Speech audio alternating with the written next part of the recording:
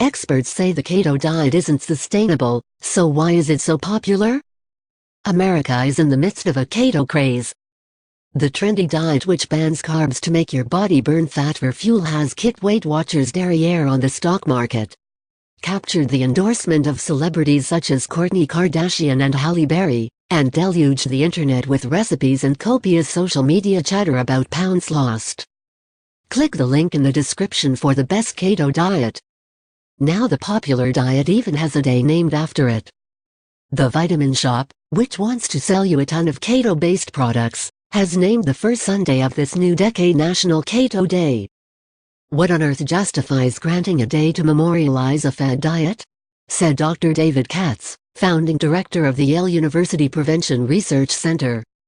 The grapefruit diet surely warrants its own day too. Katz is no fan of keto, or any other diet that restricts entire food groups, calling them unhealthy and unsustainable. Losing weight fast by using a severely restricted, silly, unbalanced diet inevitably leads to even faster weight regain, said Katz, who is the president of the True Health Initiative, a non-profit organization dedicated to health promotion and disease prevention. Absent ketosis, keto is just a false label for some kind of diet that presumably restricts added sugar and refined carbohydrate, which, frankly, any good diet does, Katz said.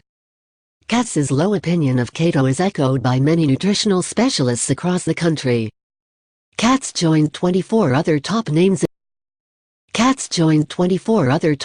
in the field to rank 35 popular weight loss programs for 2020, recently put out by U.S. News & World Report. The popular keto diet flunked, coming in next to last, which it has done for several years now. Only the highly restrictive protein-only Dukan diet ranks lower. Click the link in the description for the best keto diet.